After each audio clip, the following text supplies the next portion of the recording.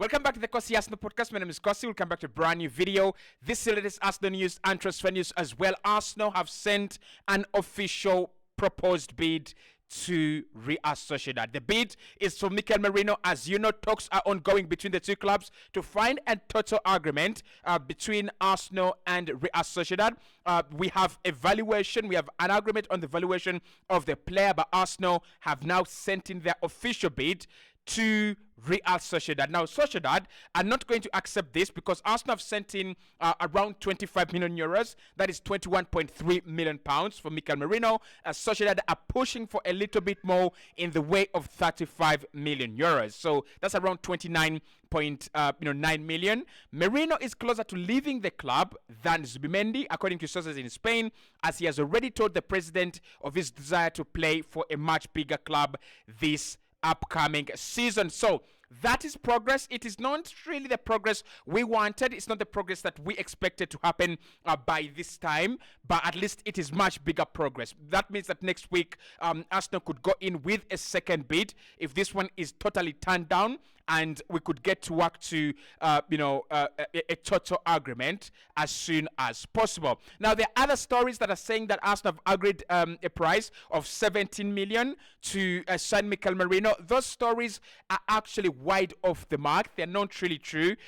There's no way they're going to give you Mikel Merino at 17 million at Real Sociedad. They value him at 30 million euros, and they're adding a few add-ons to make it 35 million euros. Obviously, Arsenal are not going to pay 35 million euros, but that is the valuation of Real Sociedad, and that is what they want. They want 30 million euros, at least in terms of the package, and then they could try to get more add-ons by adding 5 more million euros on top. So where we are at the moment is it's those final stages, right? The two clubs have had conversations, verbal valuations have taken place, how much Arsenal would be willing to pay and how much, Sociedad want to pay. And it is not far away. It is not far away in between. It's very, very similar to the situation between Marseille and Arsenal right now. Marseille want to pay around 27 million euros and Arsenal wants around 30 million euros for Edin Nketiah. You can see that the gap, the difference in there is serviceable, either by Arsenal reducing their expectations or by Marseille increasing how much they want to pay. So that is the same situation at Arsenal and Real Sociedad right now. We are willing to splash about 26 to 27 million euros on the player, and the valuation of Real Sociedad in Mikel Merino is around 30 million euros. So the gap in between is serviceable. The gap in between, is serviceable. You can get your way around it. You can work your way, around it. Now, what I want to say is that we have been very slow and we have been very, very annoying in this transfer window, not only in terms of moving quickly to sell, but also in terms of moving quickly to buy our targets. Today, Manchester United have bought their 4th player of the summer, and that is a right back from Bayern and Matthias de Ligt from Bayern as well. And that tells you how quick a proper side can get deals done. Chelsea as well, they've signed Omorodian in the last week. They've signed Pedro Neto in the last week. And I think for us, we've been a little bit slow. I think for us, we've been a little bit, off the pace as compared to the other clubs. And I don't think we are ready. We are already at the level of Manchester City. I don't think we are at that level where Arsenal can sign one player in a summer and it's okay, it's over.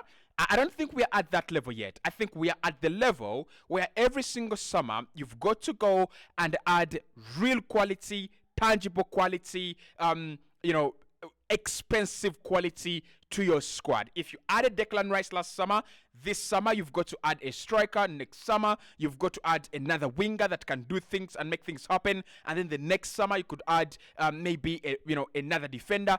That is the level at which we are, because the league in which we are competing has been set by Man City, and the bar has been set too high. Remember Man City when they were still building?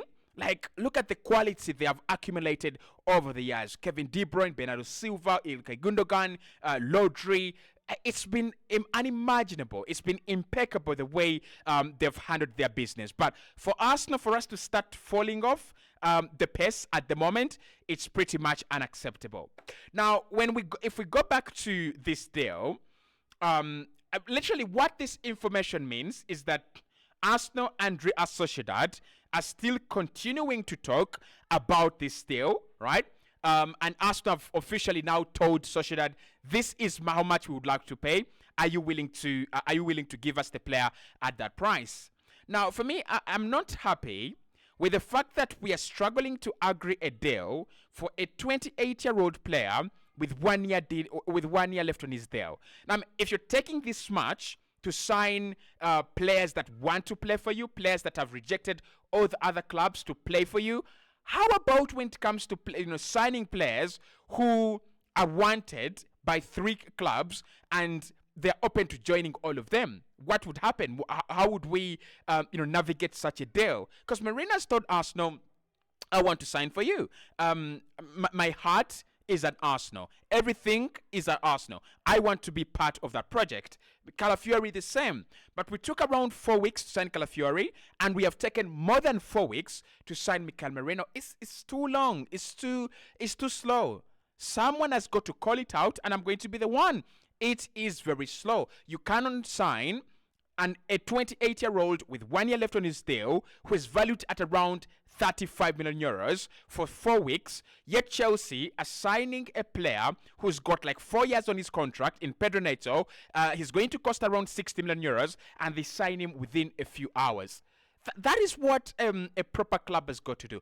I mean, our negotiation has got to be better, because as a club, we are getting into bigger stages and we're getting into bigger rooms. We're getting into stages where you're going to try to sign maybe Jude Bellingham, and Madrid want him too. You're going to sign Kylian Mbappe. You're trying to sign Kylian Mbappe, and Madrid want him too. And you've got to be quick, and you've got to be agile, and you've got to be, as smart as possible. But with Mikel Merino, I think I'm gonna say this. My initial thoughts on this deal were, it was the next deal. It was our second signing. He was the second signing to come, and it was always going to be done. And I'm not surprised that we are getting closer and closer. I'm just surprised that it's been a little bit very, very slow. But also, I've been thinking about this, and listen, I'm going to throw out a conspiracy theory, and I'm going to explain my theory. Maybe Arsenal can afford to give the Mikel Merino deal a lot of time because of 1 or 2 reasons. One, they don't want to overpay, and we don't want to overpay, of course, but Arsenal are looking to spend some huge amount of money. I'm not saying huge like 100 million. I'm saying, okay, proper transfer fee money. I'm talking 50 million, 60 million. Arsenal are preparing to spend such an amount of money somewhere. And that means that whatever happens, right? That means that whatever happens, Arsenal eventually want to make a little bit of a profit in terms of selling and spending before we go for the bigger player. Secondly, I think we have looked at Mikel Merino purely as a market opportunity. And if a player is a market opportunity, you don't overpay. If a player is a market opportunity, you don't sign them for a high price. You've got to negotiate it down and down and down. So I think Arsenal's priority, in order to in terms of spending huge, was not the midfield, and that's why we're saying this 25 million euro guy is the one.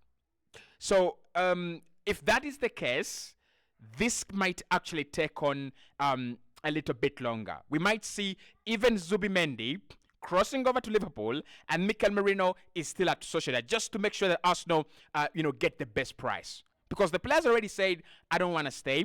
I want to play for a bigger club. I want to go. And Sociedad have also accepted that internally, that they're going to lose him. So what Arsenal have to do is make sure that you press them harder for you to get the best price. The other second theory is that Mikel Merino is not going to be as important as a Declan Rice or as important as a Thomas Partey. Remember Thomas Partey, and again, listen, you could sign Mikel Merino on deadline day, and he takes on the importance in the squad of a player like Thomas Partey. Partey was signed on deadline day, but eventually we got what we wanted, and he's been a good player for Arsenal.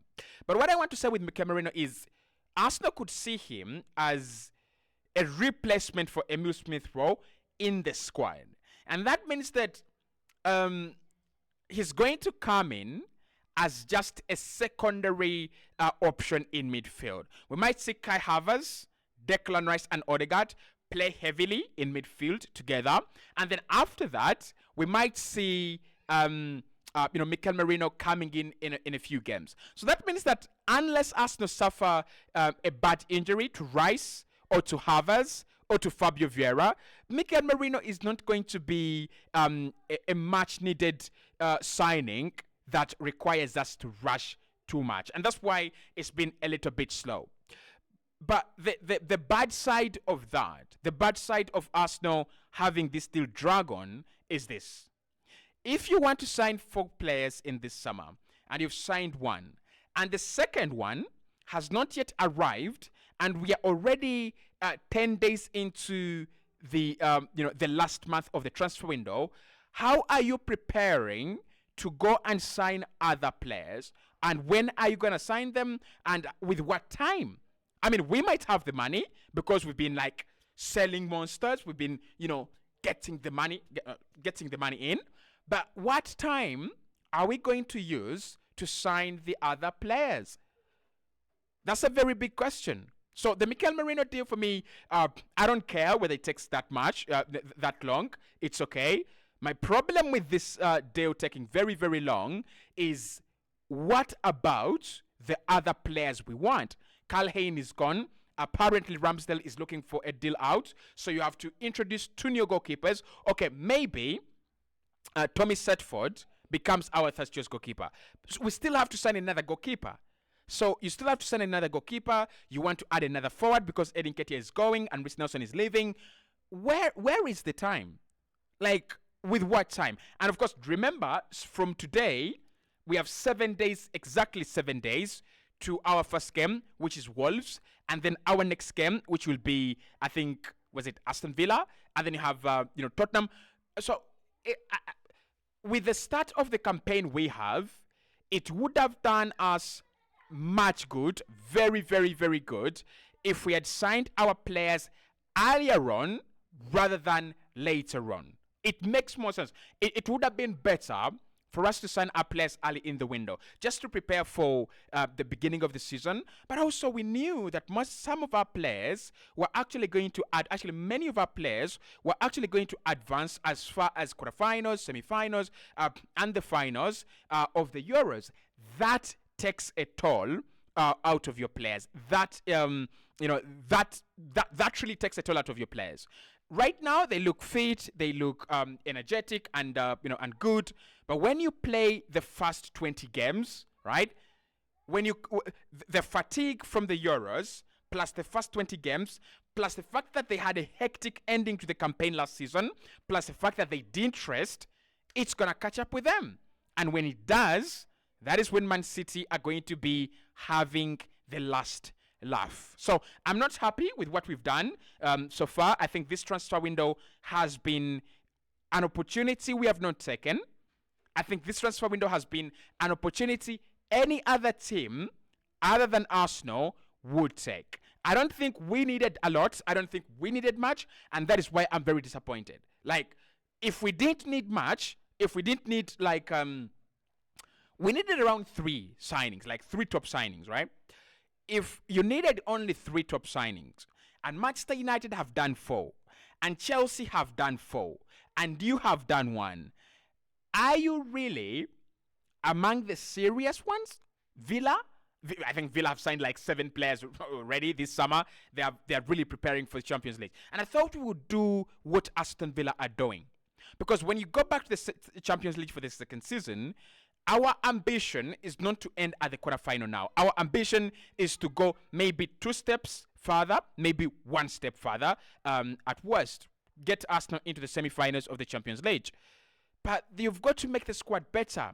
you've got to give your players precision. They're going to come in. Merino, no precision. Calafiori, no precision. Presumably Sane, no precision. Presumably Gyökeres, no precision. Any of the goalkeepers that comes in at Arsenal, no precision. Are we really doing this? Are we really trying to find an excuse for us not to win the Premier League? Like, are we really doing this? I don't know. So anyway, Arsenal proposed an offer, 25 million euros for Mikel Merino. Officially, it's official confirmed. Now, that's not bad. 25 million euros is not bad. And I'm not vexing and I'm not angry. If this was sent in like 4 weeks ago, I would even be happy. But it's been sent in late. Sociedad know that we are desperate. That's the bad thing with working with a deadline. Now clubs know that Arsenal are desperate. Oh, they need a midfielder. They are desperate. They need an attacker. They are desperate. They need a goalkeeper. They are desperate. And teams are going to smell that despair in our blood, in our saliva, while we are in negotiations, and they're going to pounce, and there is nothing, absolutely nothing, that we can do about it. Anyway, that bit, I'm going to be following up with that a little bit later on.